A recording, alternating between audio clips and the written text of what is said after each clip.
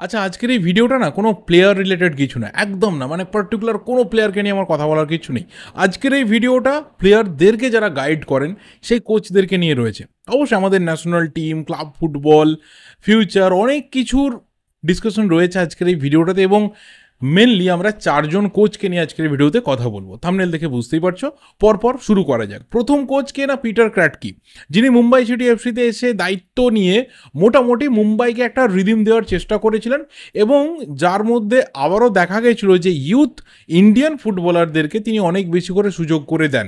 কিন্তু মুম্বাই সিটি এফসির এই 2024-25 সিজনটা এতটাই খারাপ গেছে, এবং আবারও একটা রেয়ার সিজন, অন্ততপক্ষে সিটি ফুটবল গ্রুপের দায়িত্ব নেওয়ার পর মুম্বাই সিটি এফসির একটা সিজন গেল যে সিজনে মুম্বাই সিটি এফসি একটা সিঙ্গেল কোনো ট্রফি জিততে পারেনি। প্রত্যেকটা ট্রফিতে হতাশ হয়েছে মুম্বাই সিটি এফসি সমর্থকরা, এবং অবশ্যই টিমের ওভারঅল পারফরমেন্স নিয়ে, টিম বিল্ড আপ নিয়ে, প্লেয়ার সিলেকশন নিয়ে সব কিছু নিয়ে একটা প্রশ্নচিহ্ন থেকে গেছিলো, এবং একটা লম্বা সময়ের জন্য কোচের স্ট্র্যাটেজি সেটা নিয়েও প্রশ্ন থেকে গেছিলো। আমরা দেখেছি 2020-21 সিজনে সিটি ফুটবল গ্রুপ যখন টোটাল কন্ট্রোল নেয়, সেই সিজনে ডাবল করেছিল ওরা, আইএসএল, লিগ শিল্ড এবং কাপ জিতেছিল। 2021-22 সিজনটা আবার খুব খারাপ গেছিলো, কিন্তু 2022-23 সিজনে ওরা আবার কামব্যাক করেছিল, লিগ শিল্ড জিতেছিল। 2023-24 সিজনে আবার আমরা দেখলাম যে লিগ শিল্ড হাতছাড়া হলেও ওরা কিন্তু আইএসএল কাপ জিতেছিল।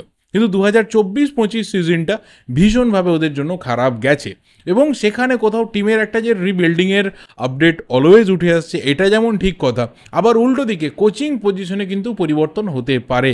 পিটার ক্র্যাটকে তিনি মুম্বাই সিটি এফসির দায়িত্ব ছাড়ছেন, এবং সর্বোপরি সম্ভবত তিনি পুরো সিটি ফুটবল গ্রুপ থেকেই বেরিয়ে যাচ্ছেন, কারণ আইএসএল থেকে বেশ কিছু ক্লাবের এনকোয়ারি তার জন্য রয়েছে, বেশ কিছু ক্লাব তাকে চাইছে, এবং ফাইনালি তিনি হয়তো আইএসএলের কোনো অন্য ক্লাবে জয়েন করতে পারেন, এবং সেই কারণে মুম্বাই সিটি এফসি ছাড়া বা সিটি ফুটবল গ্রুপ ছেড়ে বেরিয়ে আসা।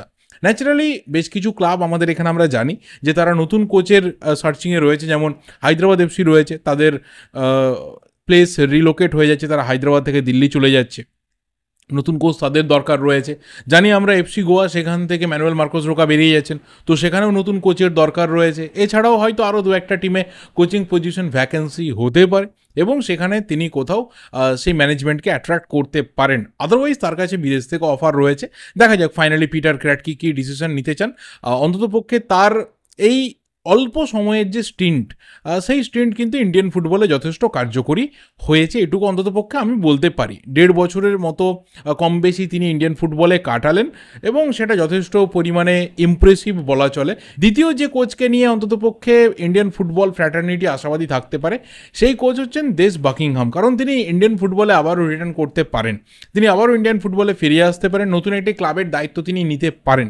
এবং এই ক্ষেত্রে বলা চলে যে মুম্বাই সিটি এফসি তারা কিন্তু খুব একটা পিছিয়ে নেই আবারও দেশ বাকিংহামের হাতে দায়িত্ব তুলে নিতে, কারণ সিটি ফুটবল গ্রুপ পার্সোনালি দেশ বাকিংহামকে নাকি অফার করেছে আবারও সিটি ফুটবল গ্রুপ জয়েন করতে এবং মুম্বাই সিটি এফসি দায়িত্ব নিতে। তবে তার পাশাপাশি আরও কিছু ক্লাবের অফার তার কাছে ইন্ডিয়া থেকে এবং অবশ্যই স্পেশালি বাইরে থেকে, এ লিগ থেকে রয়েছে। এবার দেখা যাক দেশ বাকিংহামের কাছে কোন অফারটা সব থেকে বেশি অ্যাট্রাকটিভ হয়, কারণ তিনি এখান থেকে যখন ফিরে গিয়ে নিজের চাইল্ডহুড ক্লাব অক্সফোর্ড ইউনাইটেডের দায়িত্ব নিয়েছিলেন, তখন আমরা কোথাও ভেবেছিলাম যে তিনি আরও ওপরের দিকে উঠবেন, যদিও তার সেই সিঁড়িটা কোথাও গিয়ে থেমে গেছে অক্সফোর্ডের দায়িত্ব ছাড়ার পর। সেইভাবে কোনো বড় ক্লাবের সাথে তিনি কানেক্টেড না, বা লিঙ্ক আপও কিছু শোনা যায়নি। তো সেই দেশ বাকিংহাম যদি ইন্ডিয়াতে ফিরে আসেন, আমার মনে হয় যে পার্সোনালি কোথাও মুম্বাই সিটি এফসি যদি আসেন তাহলে সেটা ভালো হতে পারে, কারণ তিনি মুম্বাই সিটি এফসির যে পুরো চেহারাটা বদলে দিয়েছিলেন সেটা কোথাও আবারও কিন্তু ফিরে আসতে পারে, মুম্বাই সিটি এফসি আবারও একটা রিদিমে ফিরতে পারে। এবার দেখা যাক অন্য ক্লাবের ইন্টারেস্ট থাকলে সেটা কতটা গ্র্যাব করতে পারে তারা, কারণ সিটি ফুটবল গ্রুপ ঢুকে গেলে একটু খেলাটা কিন্তু অন্যভাবে ঘুরে যেতে পারে। নাও নেক্সট যে দুজন কোচকে নিয়ে কথা বলবো, তারা রিসেন্টলি কিন্তু সুপার কাপের ফাইনালে মুখোমুখি হয়েছিল। আমার অন্যতম পছন্দের দুই কোচ, প্রথম কথা খালিদ জামিল, তিনি একটা ভালো অফার পেয়েছেন আন্ডার-23 ইন্ডিয়ান ন্যাশনাল টিমকে কোচিং করানোর। তাকে এআইএফএফ এর তরফ থেকে প্রস্তাব দেওয়া হয়েছে, এবং জামশেদপুর এফসির সাথেও কথাবার্তা হয়েছে যে ডুয়েল রোলেই তিনি থাকতে পারবেন, কারণ জামশেদপুর এফসি খালিদ জামিলকে নিয়ে আগামী দিনে প্ল্যান করতে চায়। খালিদ জামিলকে কোনোভাবে জামশেদপুর এফসি সরাতে চায় না, যেহেতু তার কন্ট্রাক্টর রয়েছে, এবং মোটামুটি যে ইমপ্রেসিভ পারফরমেন্স সেটাও কিন্তু কথা বলছে। আর এখানে আমার জামশেদপুর এফসিকে একটা ছোট্ট রিকোয়েস্ট রয়েছে, জানি না সেই রিকোয়েস্ট পৌঁছবে কিনা মুকুল চৌধুরী অবধি, বাট আমার একটা ছোট্ট রিকোয়েস্ট আছে যে জামশেদপুর এফসি এমন একটা টিম আমার মনে হয় যে তাদের অনেক কিছু করার স্কোপ রয়েছে। কারণ দেখো, নিজস্ব স্টেডিয়ামে তারা খেলে, নিজস্ব এমন একটা ব্যাকিং রয়েছে টাটা গ্রুপের, যেটা অন্য কোনো টিমের এতটা হিউজ নেই। কোনো আদার থার্ড পার্টির ওপর ভরসা করে থাকতে হয় না, কোনো ধরনের সেখানে ইকুয়েশনসের ব্যাপার নেই, কোনো ধরনের স্টেক হোল্ডার প্রবলেম নেই, কিচ্ছু নেই। এবং স্পন্সরশিপের সমস্যা বলো বা অন্য কোনো ধরনের এক্সটার্নাল প্রবলেম বলো, কিচ্ছু নেই। এবং সবথেকে বড় কথা যে টাটা ফুটবল একাডেমি একটা সময় ভারতীয় ফুটবলকে প্রচুর ফুটবলার গিফট করেছে, কিন্তু বর্তমান সময়ে দেখলে দেখা যাবে যে জামশেদপুর এফসি ঠিক যতটা ভালোভাবে স্কোয়াড বানাতে পারে বা ক্ষমতা রাখে, সেই অনুযায়ী কিন্তু স্কোয়াড বানায় না। এই জায়গাটা কোথাও আমার পার্সোনালি ফিল হয় যে একটু পরিবর্তনের দরকার রয়েছে। জামশেদপুর এফসি একটু স্কোয়াড বিল্ড আপের দিকে নজর দিক, কারণ খালিদ জামিলের হাতে আরও বেটার কিছু উইপেন দরকার রয়েছে। তাহলে আমার মনে হয় যে তিনি ডেফিনেটলি একটা কোথাও ট্রফি চেজিংয়ের জায়গাতে আরও বেটারভাবে থাকতে পারবেন। কারণ তিনি যদি এই স্কোয়াডটা নিয়ে এই ধরনের পারফরমেন্স তুলে ধরতে পারেন, তাহলে ভেবে দেখো যে এর থেকে আরও একটু বেটার স্কোয়াড তিনি যদি পান, ইউথ, এক্সপিরিয়েন্স, ফরেন প্লেয়ার সব দিক থেকে মিক্স করে, আমার মনে হয় যে Khalid Jamil can do magic. এবং অবশ্যই জামশেদপুর এফসিকে আরও একটা রিকোয়েস্ট আছে আমাদের সবার, যে একটু জার্সির বদল হোক। সেই শুরুর সময় থেকে একই জার্সি দেখছি, আমার মনে হয় যে একটু জার্সিরও পরিবর্তন দরকার হয়েছে। প্রতি সিজনে আমরা বলি, বাট হয় না। তো দেখা যাক ফাইনালি খালিদ জামিল আন্ডার-23 ন্যাশনাল টিমের দায়িত্ব নেন কিনা, তিনি এই ডুয়েল রোলে নিজেকে দেখতে চান কিনা। কারণ এর আগে এই ডুয়েল রোল নিয়ে ম্যানুয়েল মার্কোস রোকার ক্ষেত্রে প্রচুর ক্রিটিসিজম উঠে এসেছে। অনেকেই সেটাকে পছন্দ করেনি, আবার অনেকে বলেছে যে একটা ট্রাই করা যাক, দেখা যাক কী হয়। তো আমার মনে হয় যে খালিদ জামিল পারবেন, কারণ তিনি ইন্ডিয়ান ফুটবলের গ্রাসরুটটাকে খুব ভালো করেছিলেন। প্রায় 20 বছর হয়ে গেল তিনি ইন্ডিয়ান ফুটবলে কোচিং সিস্টেমে রয়েছেন। ন্যাশনাল টিমে তিনি একটা সময়ে যথেষ্ট ভালো পজিশনে নিজেকে তৈরি করতে পেরেছিলেন, চোট তাকে ছিটকে দেয় কেরিয়ার থেকে। তো আমার মনে হয় যে যখন তিনি দায়িত্ব পাবেন কিছু ইয়াং প্লেয়ারদেরকে গাইড করার, he can do very well. তো দেখা যাক কী হয়। যেভাবে আমরা বিবিয়ানো ফার্নান্ডেজকে বা ইশফাক আহমেদকে বিভিন্ন সময় দেখেছি যে ইউথ টিম নিয়ে একটা কোথাও ট্রিমেন্ডাস ভালো পারফরমেন্স দিয়েছে, অ্যান্ড অবভিয়াসলি ভেঙ্কটেশের কথা বলতে হয়। ঠিক একইভাবে এক্স প্লেয়ার এবং ভালো কোচ হিসাবে আমার মনে হয় যে definitely Khalid Jamil can also do well. তো আন্ডার-23 টিমের তিনি দায়িত্ব নেবেন, অ্যাজ ওয়েল অ্যাজ তিনি জামশেদপুর এফসির দায়িত্বে থাকবেন এবং তিনি ভালো কিছু কাজ করবেন। লাস্ট যে কোচকে নিয়ে কথা বলবো, হি ইজ নান আদার দেন আমাদের ন্যাশনাল টিমের কোচ ম্যানুয়েল মার্কোস রোকা। কারণ 31শে মে 2025 তার সাথে এফসি গোয়ার চুক্তি শেষ হয়ে যাচ্ছে। 1 জুন থেকে তিনি শুধুমাত্র ন্যাশনাল টিমের কোচ। কিন্তু এখানে অনেক রকমের যদি কিন্তু প্রশ্ন এসে গেছে, যেমন অবশ্যই যে আগামী দিনে তিনি কি থাকবেন দায়িত্বে। 31শে মে 2026, রিমেম্বার দিস, আরও 1 বছর 31শে মে 2026 অবধি ন্যাশনাল টিমের সাথে তার চুক্তি রয়েছে এবং তার কন্ট্রাক্টে রয়েছে যে আরও 1 বছরের কন্ট্রাক্ট এক্সটেনশন হতে পারে, বোথ পার্টি মিউচুয়ালি এগ্রি করে ফেলতে পারলে।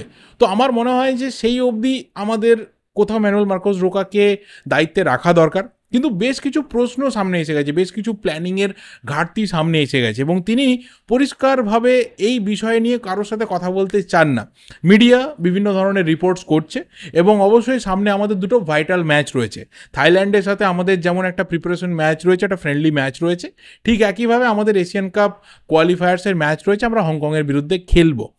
সেই দুটো ম্যাচ হয়ে যাওয়ার পর ম্যানুয়েল মার্কোস রোকা পরবর্তী সিদ্ধান্ত কী নেবেন সেটাও কিন্তু একটা আলোচনার জায়গাতে আসবে। কারণ তিনি বিভিন্ন রকম প্রবলেম সামনে তুলে ধরেছেন।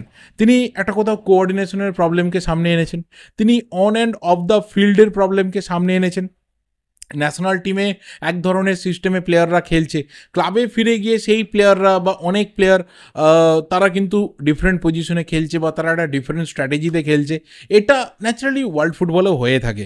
হ্যাঁ, পজিশনটা হয়তো হয় না, সেখানে পজিশনটা খুব ফিক্সড, কিন্তু আমাদের এখানে হয় না। আমাদের এখানে ফরওয়ার্ডকে উইঙ্গে খেলতে হয়, উইঙ্গারকে মিডফিল্ডে খেলতে হয়, মিডফিল্ডারকে ডিফেন্সে খেলতে হয়। আমাদের এখানে এই জিনিসটা হয়, মানে পুরোটা নিজেদের মধ্যে ব্যাপারটা করে নাও, এই জিনিসটা আমাদের এখানে চলে। বাট সেটা হয়তো ফরেনে হয় না, সেটা একটা অন্য ব্যাপার। কিন্তু এখানে এক ধরনের কোচিং সেট আপ, আর ক্লাব ফুটবল ন্যাশনাল টিম পুরো ডিফারেন্ট কোচিং সেট আপ, এটা ন্যাচারালি সব জায়গাতে হয়। যদিও তার বাইরে প্ল্যানিংয়ের একটা বড় ঘাটতি ন্যাচারালি এআইএফএফের অলওয়েজ থাকে এবং কোচের সাথে বা টোটাল কোচিং ইউনিটের সাথে যে একটা কোঅর্ডিনেশন, যে একটা ভালো কমিউনিকেশন, তার একটা ঘাটতি কিন্তু অলওয়েজ থাকে, এবং সেই কারণে অনেক জায়গা থেকেই কিন্তু মনে করা হচ্ছে যে সম্ভবত ম্যানুয়েল মার্কোস রোকা তিনি লং টার্মে ন্যাশনাল টিমের দায়িত্বে থাকবেন না। তিনি হয়তো আবারও ক্লাব ফুটবলে ফিরতে পারেন, তিনি আবারও হয়তো এফসি গোয়ার সাথেই ফিরে আসতে পারেন।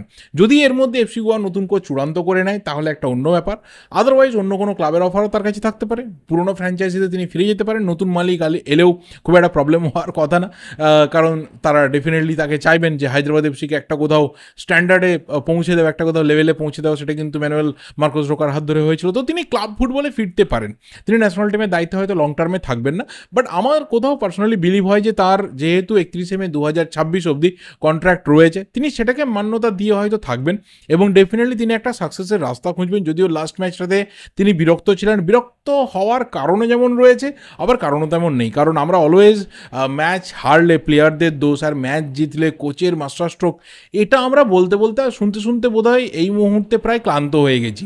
আমার মনে হয় যে যদি একটা ম্যাচে আমার টিম সাকসেস পায় তাহলে কোচ, প্লেয়ার, পুরো সিস্টেমে সেই সাকসেস, আর যদি কোনো ম্যাচে আমরা ফেল করি তাহলে সেই ফেলিওরটা কিন্তু একটা ওভারঅল ফেলিওর। তো শুধুমাত্র সেই দিনকে কোচ তিনি প্লেয়ারদের ওপর ভেরি পোর পারফরমেন্স দিয়ে দাগিয়ে দিয়েছিলেন, এটা সেদিনকে ঠিক হয়নি। হ্যাঁ, স্টিল আমি ম্যানুয়েল রোকার একজন অত্যন্ত বড় ফ্যান, বাট তারপরেও যেটা ঠিক সেটা ঠিক বলবো, যেটা ভুল সেটা ভুল বলবো। বাট হ্যাঁ, দেখা যাক এআইএফএফ এর সাথে তার যে সম্পর্ক সেটা কোথায় গিয়ে দাঁড়ায়, অ্যান্ড তিনি ফাইনালি আমাদের ন্যাশনাল টিমের দায়িত্বে থাকেন কি থাকেন না। থাকলে কোথাও ভালোর রাস্তাতে আমরা যেতেও পারি, এই আশাটুকু রয়েছে, কারণ তিনি অন্ততপক্ষে লাস্ট ইন্ডিয়ান ফুটবলে আসার পর থেকে যে ধরনের মাইলস্টোনকে চেজ করেছেন, যে মাইলস্টোন তিনি অ্যাচিভ করেছেন, কোথাও তার ওপর সেই বিশ্বাসটা বা সেই ভরসাটা একজন ভারতীয় ফুটবল ফ্যান রাখতে পারে। আর তিনি রিপ্লেসমেন্ট কোচ হিসাবে হায়দ্রাবাদ এফসির দায়িত্ব নিয়েছিলেন। অ্যালবার্তো রোকা যেহেতু বার্সেলোনার কোচিং ইউনিটে দায়িত্ব পেয়েছিলেন, তিনি ম্যানুয়েল মার্কোস রোকার নামটা রেফার করেছিলেন এবং তাকেই কোচ করে নিয়ে আসা হয়। তারপরে দেখা গেছিলো যে হায়দ্রাবাদ এফসি আস্তে আস্তে চেঞ্জ হয়ে গেছে। হায়দ্রাবাদ এফসি টিমটা থেকে প্রচুর প্লেয়ার নিজেদের কোথাও কেরিয়ারকে মানে কি বলবো রিবিল্ড করেছে, আবার কেউ রয়েছে যে একদম সুপারস্টার হয়েছে। এবং তারপর তিনি যখন গোয়ার দায়িত্বও নিয়েছেন, গোয়াকেও তিনি একটা ভালো ভালো মাইলস্টোনের দিকে রেগুলার বেসিসে পৌঁছে দিয়েছেন। লাস্ট সিজনও হয়েছে, এই সিজনেও হয়েছে, এবং ফাইনালি তিনি সুপার কাপ জিতেই এফসি গোয়া দায়িত্ব ছেড়েছেন। তো আমার মনে হয় যে আমরা ভারতীয় ফুটবল ফ্যানরা একটা বছর অন্তত পক্ষে ম্যানুয়েল মার্কোস রোকার ওপর ভরসা রাখতেই পারি, কারণ অনেক ফেলিওর তো দেখলাম। নতুন করে আমাদের না হার্ট ব্রেক হওয়ার মতো কোনো আলটিমেটার জায়গা নেই যে নতুন করে কিছু বিষয় আমাদের কষ্ট হবে। দেখা যাক একটা বছরে, ভালো হলেও ভালো, খারাপ হলেই বা খারাপ, কি আর করার রয়েছে। নতুন করে ওই যে বললাম যে কষ্ট পাওয়ার আর জায়গাটা নেই। ভালো হলে আনন্দ করব, খারাপ হলে সেই সয়ে যাওয়ার মতো একইভাবে সয়ে যাবে, নতুন করে আর কিছু বলার থাকবে না। দেখা যাক ফাইনালি কি হয়। আমি আশা রাখছি যে 31 মে 2026 অবধি ম্যানুয়েল মার্কোস রোকা তিনি ন্যাশনাল টিমের দায়িত্বে থাকবেন। তবে তারপরে যে তিনি থাকবেন না বা তিনি থাকতে চাইবেন না, এটা তো প্রায় পরিষ্কার। এবার যদি নতুন এআইএফএফে ইলেকশন হয়, নতুন যদি কমিটি আসে, তাদের একটা ভিশন কোথায় সেট হচ্ছে বা তারা কীরকম সম্পর্ক রাখছে কোচের সাথে, বা কতটা ট্রান্সপারেন্ট ওয়েতে ন্যাশনাল টিম চলছে, তার উপরে ডিপেন্ড করেও কিন্তু অনেক কিছু চেঞ্জ হলেও পরিস্থিতি হতে পারে। বাট অ্যাজ অফ নাও আমাদের সামনে দুটো ম্যাচ রয়েছে, আই থিঙ্ক আমাদের কোথাও সেখানে ফোকাস করা দরকার রয়েছে। মিডিয়া, ফুটবল ফ্যান্স, পুরো সিস্টেম আমার মনে হয় সেই দিকে অনেক বেশি করে ফোকাস করে থাকতে চাইবে। দেখা যাক কি হয়। তোমাদের যা opinion regarding all this things অবশ্যই কমেন্ট করে জানাতে থাকো। ভিডিওটা এই অবধি ভালো লাগলে লাইক করো, শেয়ার করো। দেখা হবে পরের ভিডিওতে। Till then subscribe the channel. Thank you, good bye and good night.